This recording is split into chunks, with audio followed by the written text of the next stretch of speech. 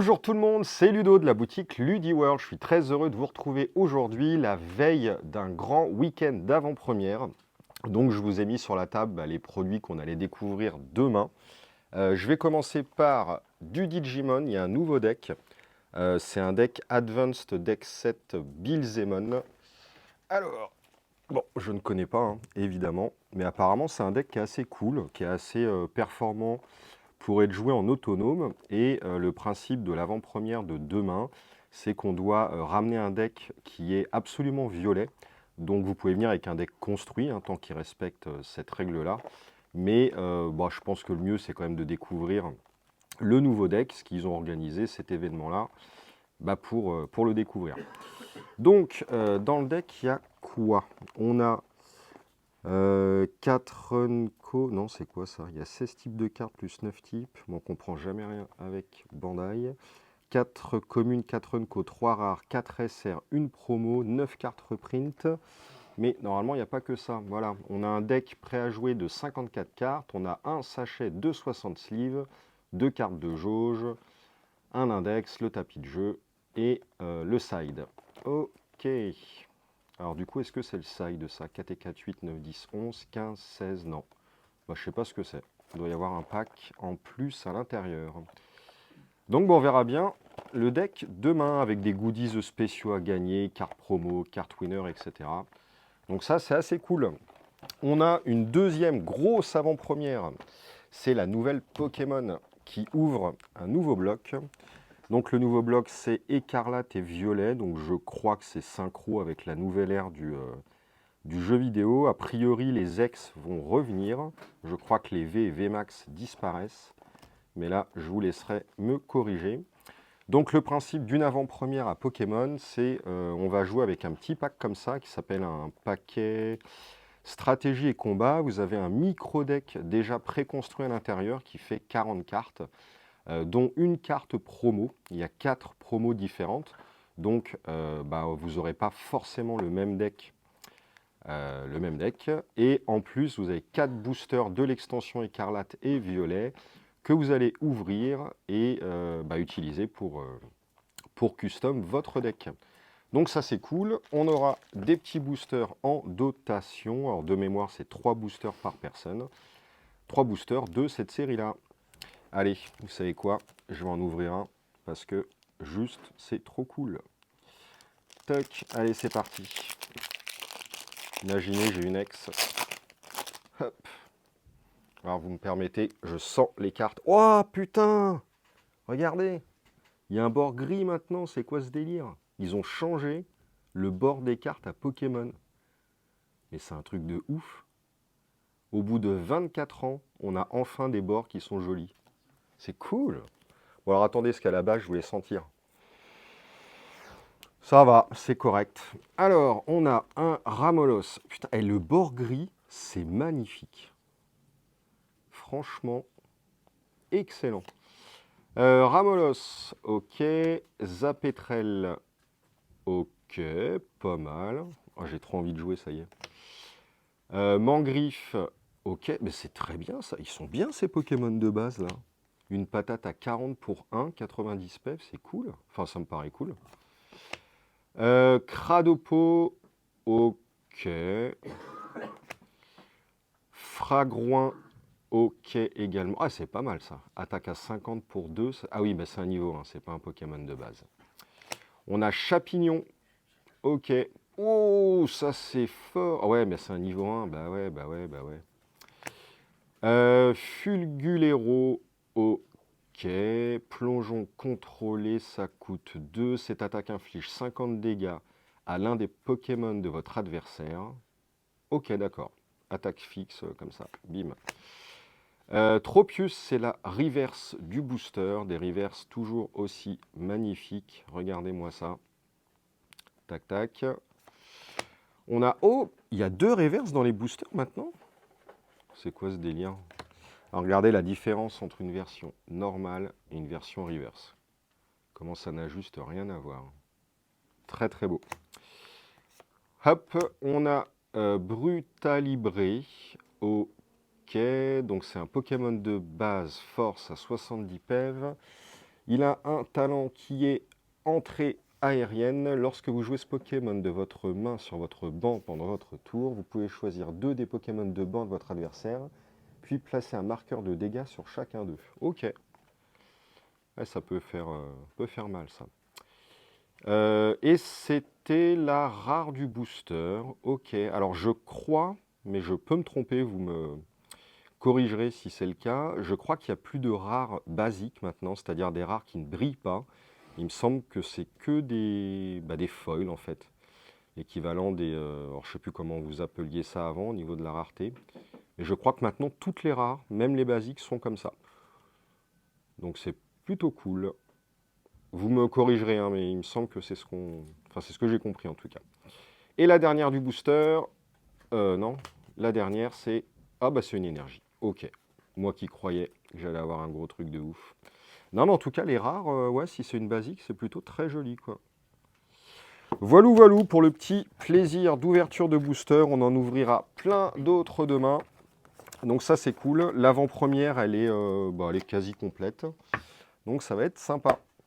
Et pour terminer, l'avant-première Outsider pour Flesh and Blood, la nouvelle extension qui va sortir la semaine prochaine avec un univers dans les bas-fonds, dans les souterrains, les tunnels. Ça a l'air d'être plutôt cool. Disponible en anglais, bien évidemment, mais surtout en français. Là, les displays que je tiens dans les mains, c'est de la VF. Donc demain, pour l'avant-première, on jouera vraisemblablement en VO. Il me semble avoir vu, entre guillemets, que des joueurs VO. Enfin, qui jouent en tout cas depuis le début du jeu. Et je pense qu'ils resteront sur de la VO et pas de la VF. Du coup, c'est pour ça on va s'ouvrir également un petit booster, histoire de voir la thématique de cette extension. Bah, comme d'habitude avec Flèche, hein, c'est assez incroyable. On a reçu le kit de tournoi, évidemment, avec des tapis de jeu. Hop! Et magnifique, un truc de ouf. Là, on voit bien le côté bas-fond, souterrain, etc. Donc, il y en a 2. Il y en a un pour le premier, un random pour quelqu'un du tournoi. Et après, on a pas mal de petites cartes promo que je n'ai pas encore ouvert. Donc, on va essayer de le faire. Si j'arrive à trouver, voilà, leur ouverture facile. Donc, il y a quoi? 1, 2, 3, 4. Ah non, ça, c'est le sachet de token. Ok, si on en a besoin dans le tournoi et que vous n'avez pas ouvert votre héros ou son arme dans les boosters, vous pourrez m'en choper un. Il n'y a pas de souci, on a accès à tous les tokens de l'extension. Alors, je vous avoue que j'ai à peine regardé les nouveaux héros. Donc on peut se permettre de regarder au moins celle-ci. C'est Uzuri. C'est une héroïne assassin. Ok. Une fois par tour en attaque-réaction, on va bannir une carte de notre main face cachée. Ensuite, la carte bannie de cette manière, on va la retourner. On va la mettre face-up. Et si c'est une attaque-action card avec un coût de 2 ou moins, on va mettre l'attaque ciblée avec le sous-type Stealth active dans notre chain link sur le bottom du deck. Et ensuite, on va mettre la banish card à la place. Ah ok, en fait, on va switcher d'attaque. On prend une attaque Stealth qui est dans notre chain link et on la switch avec celle qui coûte 2 ou moins et qui vient d'être bannie. Et on la bannit depuis notre main. Ok, donc on a un contrôle de ce qu'on veut switcher. Mais par contre, quel est l'intérêt? Ah, l'intérêt, c'est qu'on peut essayer de bluffer, forcer le mec à overblock ou faire un truc, et derrière on switch et on rejoue l'attaque derrière si on a go again. Ah, ça peut être très violent, ça. J'adore le concept. L'autre héros, c'est Arachni. Alors Arachni, je crois que c'est le héros qu'on avait déjà, hein. Je suis complètement largué là sur Flèche. Mais je crois qu'on l'avait, c'est l'espèce de... Il ressemble au méchant de Star Wars, là, de l'épisode 2. Donc, your first attack with stealth each turn as go again. Waouh, c'est bien ça. Enfin, j'aime bien. Katsu, on connaît. Benji, on connaît. Riptide. Riptide qui a une sale tête. Donc, lorsqu'on joue une carte de notre main, on peut mettre une carte depuis notre main face cachée dans l'arsenal. Ok. Et quand un piège que l'on contrôle se déclenche, on va infliger un dégât au héros adverse. Ok, donc un pseudo arcane damage, mais qui n'en est pas un. Du coup... Ah non, c'est un dégât normal en fait. Non, non, c'est juste un dégât normal, je pense. Ok, bah, je me rends pas compte en fait. Azalea, on connaît. Tac, tac, tac. L'arme. Alors, c'est quoi ça? C'est une arme ranger qui n'est pas un arc. Enfin, c'est un carquois, donc c'est pas mieux. C'est spécialisé à Azalea. Lorsqu'une flèche est mise face visible dans l'arsenal depuis le deck, ok, on peut payer une ressource. Et si on le fait, on met un compteur visé sur celle-ci. Ok, alors je savais même pas qu'on pouvait tuto depuis le deck. Alors, il doit y avoir des nouvelles cartes qui font ça. Une nouvelle arme. Enfin non, c'est un équipement ce coup-ci. Ah mais non, mais ça aussi c'est un équipement, c'est pas une arme. Ok. Donc ça c'est spécialisé à Riptide. C'est un effet instant. On va le détruire et on va mettre une carte depuis notre arsenal sous le deck. Ok, bon bah là, je vous avoue que je ne vois pas trop l'intérêt. On a une arme assassin, une petite dague. Ah bah on la connaît, c'est la Spider's Bite. Ok, ok. On en a plein. Là-dessus, les Kodashi, bon bah je vais pas vous faire l'affront de vous expliquer. Même moi, je connais. Et on a le Barbed Castaway, qui est une arme ranger à deux mains. Une fois par tour en instant, on peut payer une ressource. On va mettre une carte de flèche depuis notre main face-up dans l'arsenal. Ok. Et un autre effet en once per turn instant pour une ressource. On peut retourner face cachée une flèche de notre arsenal qui est face visible. Et si on le fait, on va mettre un compteur visé sur celle-ci. Ok.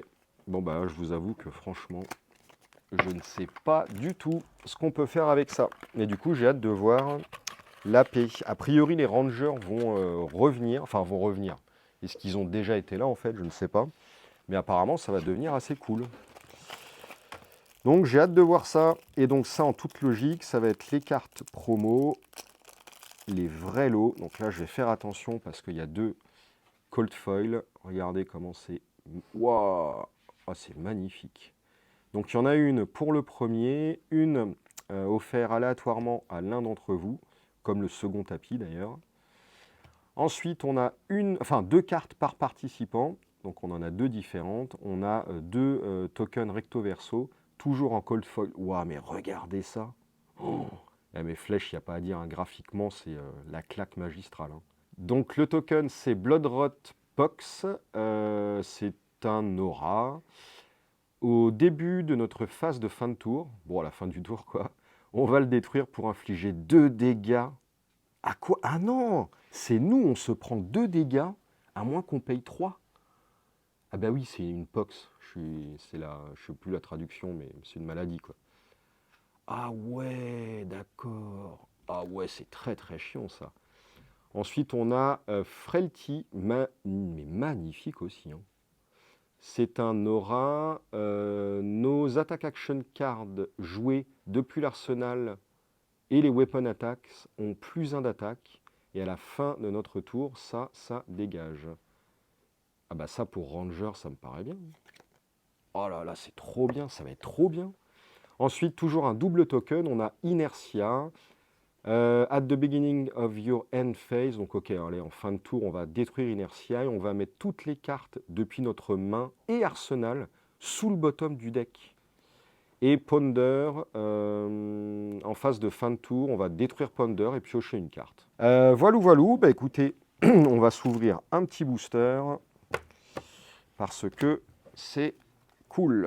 Alors, tac, on va voir la tête des boosters. Bon, on les a déjà vus en photo, mais les voir en vrai, c'est toujours très cool. Regardez-moi ça, comment c'est magnifique, magnifique. Et vous le voyez que c'est la nouvelle texture papier. Il n'y a plus la même, il y a plus la même texture qu'avant. Moi j'adore, hein, je suis vraiment ultra fan de ce qu'ils ont fait. Hein. Allez, c'est parti. Toc.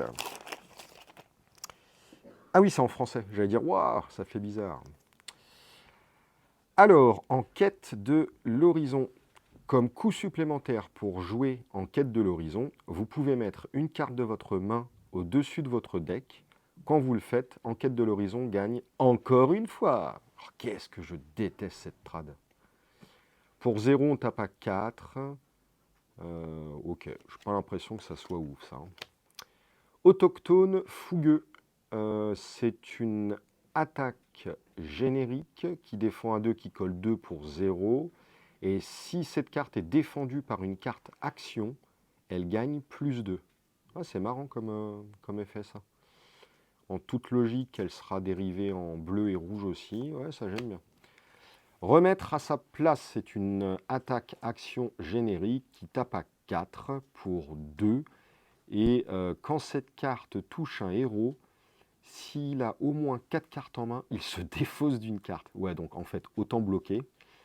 Mais s'il bloque, il va bloquer à 3, donc il va se prendre 1. J'aime bien ce type de carte dilemme. Ouais, après, ça coûte 2, donc c'est pas non plus... Après, c'est que la version bleue, il faudrait l'avoir en jaune ou rouge. Ouais, ça peut être marrant. Conscience tranquille, c'est un instant générique qui coûte 2. La prochaine fois que vous devriez subir des dégâts d'attaque ce tour-ci, prévenez 4 de ces dégâts. Ah ouais, et on crée un jeton contemplation. Ok. Ouais, je pense qu'ils sont en train de s'apercevoir qu'il y a beaucoup de dégâts gratuits qui émanent de triggers, les arcane damage et compagnie. Et là, ils essayent de prévenir parce que ça a l'air d'être problématique. J'en sais rien en fait. Vous me direz, faiseur de veuve. Waouh, magnifique ça. Incroyable. C'est une flèche, c'est une attaque ranger qui coûte 1, qui tape à 3. Les réactions de défense ne peuvent pas être jouées sur le maillon de chaîne du faiseur de veuve. Ok, d'accord. Et si elle est défendue par moins de 2 cartes, il a plus 3. Oh, j'adore ce type de carte dilemme. C'est le truc qui fait un nœud au cerveau en face. Et ça, c'est cool. Soit, comme l'eau, une carte ninja attaque pour 0, ça tape à 3. Quand cette carte touche, vous pouvez payer une ressource. Si vous le faites, choisissez coup au visage, attaque déferlante ou tornade jumelle. Cette carte gagne le non choisi. Oh! Et elle a encore une fois, c'est une carte qui transforme cette carte en joker pour les séquences de combo ninja. C'est assez cool ça. Très très bien. Enfin, j'aime bien le concept. Waouh, magnifique. On croirait presque du cyberpunk, quoi. Rodé. C'est une carte assassin pour 0 qui tape à 1, qui est furtive. Enfin, elle a furtivité. La prochaine attaque avec furtivité que vous jouez dans cette chaîne de combat gagne plus 1. Ok. Ça défend à 3. Alors, je suis curieux de voir la version jaune et rouge. Ah bah, elle tapera à 2 et à 3, en fait, je pense. Ouais, je sais pas. Tir des hauteurs. Mais regardez ça, c'est magnifique. Hein. Franchement, je sais pas dans quelle ville là il se trouve, mais c'est juste sublime, quoi. C'est une flèche, c'est une attaque ranger qui coûte 1, qui tape à 4 en jaune. Quand le tir des hauteurs est mis face visible ou retourné face visible dans l'arsenal, regardez les 2 premières cartes du dessus de votre deck, puis remettez-les dans n'importe quel ordre. Ouais, ok, je ne sais pas. Rafale descendant. Mais c'est sublime, hein. Franchement. Carte ninja, pour 1, tu tapes à 1, ça défend à 2, ça a le mot-clé combo. Ça a encore une fois. Si l'attaque déferlante était la dernière attaque de cette chaîne de combat, cette carte coûte une ressource de moins à jouer et plus 2. Ah ok, c'est pas cette carte-là, oui d'accord, il nomme la carte attaque déferlante. Alors attends, je crois qu'on l'a ouvert. Hein. Non, on l'a pas ouvert. Ok, donc si on joue l'autre carte avant, Cette carte coûte 1 de moins, donc on la jouerait pour 0. Elle taperait à 3 avec Go Again. Et c'est la version bleue. Donc ça, franchement, à mon avis, c'est vraiment bien ça. Faut voir l'autre carte, quoi. Ok. Piège de fragilité. Alors, c'est un piège, un nouveau sous-type, il me semble. Peut-être qu'il était apparu avec celle d'avant, avec les assassins. Je ne sais plus. En tout cas, c'est un sous-type. Donc, c'est une carte à double classe. Classe assassin et ranger. Parce que oui, maintenant, il y a des doubles classes. Et vous pouvez le voir à la bordure des cartes ici. Il y a la bordure gauche, c'est assassin. Droite, ranger. C'est une réaction de défense et quand cette carte défend une attaque avec, encore une fois, on va créer un jeton fragilité sous le contrôle du héros attaquant. Alors attends, les jetons fragiles, c'est quoi déjà? C'est... Ah non, c'était l'autre boîte. Zut. Zut. Il fait quoi ce token?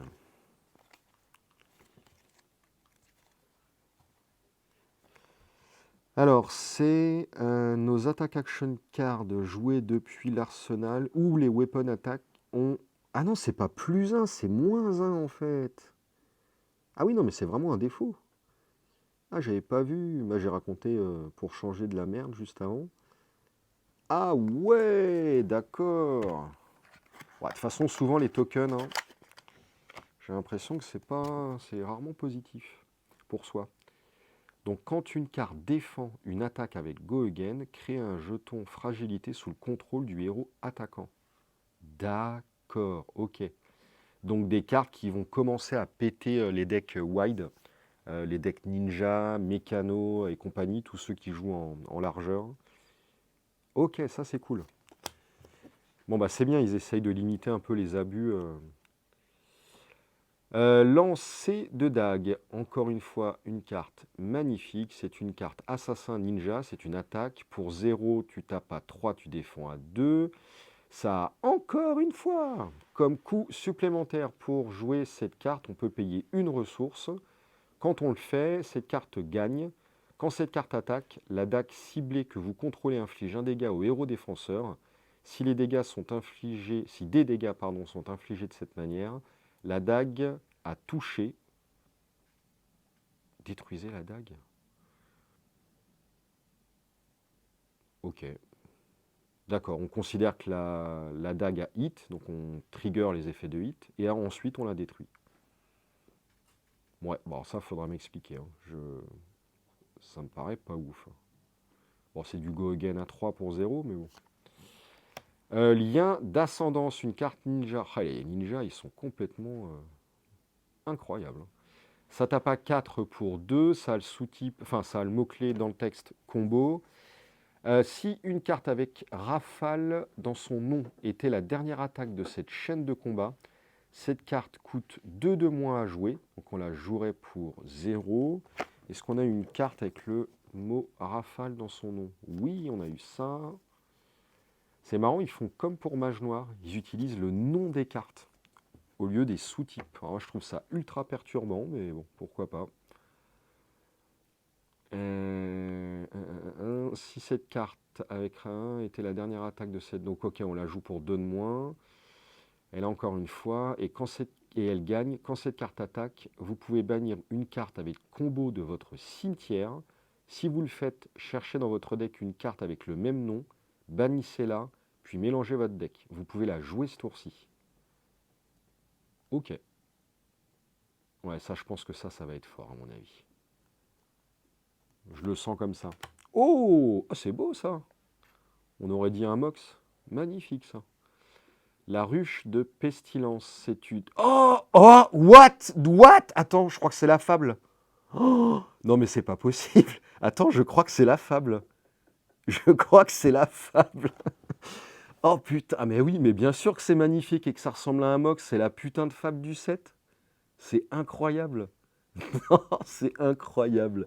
Regardez ce petit logo. C'est la fable, c'est n'importe quoi. C'est n'importe quoi, c'est un truc de ouf. Regardez ça! Ah, mais c'est trop ouf! Je crois que c'est la première fois que j'ouvre une fable avec vous. C'est génial! Oh, ah non, mais c'est pas possible! J'hallucine quoi. Oh la vache! Donc, elle fait quoi? Eh mais en plus, personne l'a vue, je crois, elle n'a pas été révélée ni rien. Mais c'est un truc de ouf!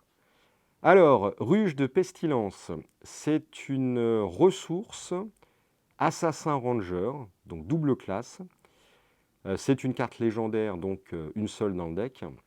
Et quand on la pitch, pour chaque héros adverse, on choisit au hasard Variole, Hématoputréfiante, Inertie ou Fragilité. Ok, on choisit un des nouveaux tokens et on crée un jeton de ce type sous son contrôle. Pour chaque héros adverse. Ah ouais, ça c'est bien. Et on sent, il continue à créer des cartes qui interagissent avec X héros adverses. Donc il y a clairement un mode multijoueur, PvE, PvP, tout ce que vous voulez. Enfin non, pas PvP, mais il y a un mode multi qui va arriver, c'est certain. Oh là, et celle-là, elle est plutôt cool, hein, je trouve. Enfin, ah oui, après elle pitch à 2, elle pitch jaune. Ah ok. Ah, c'est plutôt bien équilibré. Oh, incroyable, j'ai ouvert la fable à l'arrache. C'est incroyable, elle est sublime. Ensuite, on a un équipement de torse générique, la tunique élimée. Ok, bon, je ne sais pas ce que ça veut dire. Il y a un effet instant, on la détruit, on va gagner une ressource. Et on active cette capacité que si vous n'avez pas de carte en main. Aïe, aïe, aïe, ça c'est dommage. Donc ça va servir pour son arme, pour des équipements. Ouais, enfin, ceci dit, pour l'arme, c'est quand même sympa, hein. Ça fait une pseudo-tunique. Ah oui, mais la tunique est également en torse. Donc qui va jouer ça plutôt que la tunique? Ceux qui n'ont pas la tunique. Pas mal hein, quand même. Surtout en limité, hein, c'est bien. Hein. Ouais, ça carrément. Token héros, ok, on s'en fiche. Et inertie, ok. Bon, franchement, l'ouverture de Guedin, mais c'est un truc de malade. Malade mental. Je suis trop content. Voilà pour cette petite vidéo, pour vous montrer un petit peu les nouveaux produits d'avant-première, etc. Donc tout sort, enfin non, pas tout sort la semaine prochaine. Il y a Digimon la semaine pro, il y a Flèche la semaine pro, il y a je sais plus quoi, et Pokémon c'est dans 15 jours. Et ouais, je vous montre ça vite fait. On a créé des petits lots de cartes que vous pouvez retrouver à pas cher sur le site. On a créé un lot de 60 cartes HP1 avec 45 communes, 15 rares, totalement aléatoires. Il y a toutes les classes de mélanger, on n'a absolument pas trié. On a ouvert des boosters et on prenait les communes et les rares et on vous a créé des lots comme ceci. On a fait un petit lot pour la nouvelle extension HP2. Donc qui combine un petit peu la deuxième année de Flèche. Vous avez 40 communes. Donc voilà, tout ça c'est à petit prix, hein. C'est pour vraiment avoir pas mal de cartes, pas trop chères si vous commencez. Et on a fait la même chose pour One Piece, des lots de la nouvelle extension Paramount War. On a créé des lots de 40 cartes, 30 communes et 10 peu communes. Là par contre c'est trié par couleur. Donc voilà, si vous voulez que du bleu, vous prenez que le lot bleu. Pareil, c'est pas du tout trié, c'est les cartes hein, qu'on ouvre des boosters, on les met dedans. Normalement, en prenant à peu près 2 lots, je pense qu'on a à peu près un playset, même de commune, d'Unco, pardon. Là, vous voyez, par exemple, Boa, c'est une Unco, on en a 2. Unco, on en a 3 là. Ouais, je pense qu'avec 2 lots, vous avez un playset. Bon, vu que c'est pas trié, je peux pas le garantir. Mais à la louche, ça a l'air d'être ça. Et pareil, c'est du petit prix, donc voilou. Allez, sur ce, je vous laisse. Merci beaucoup d'avoir regardé cette vidéo et rendez-vous la semaine prochaine pour la sortie de tout ça. Des bisous et puis à la prochaine. Salut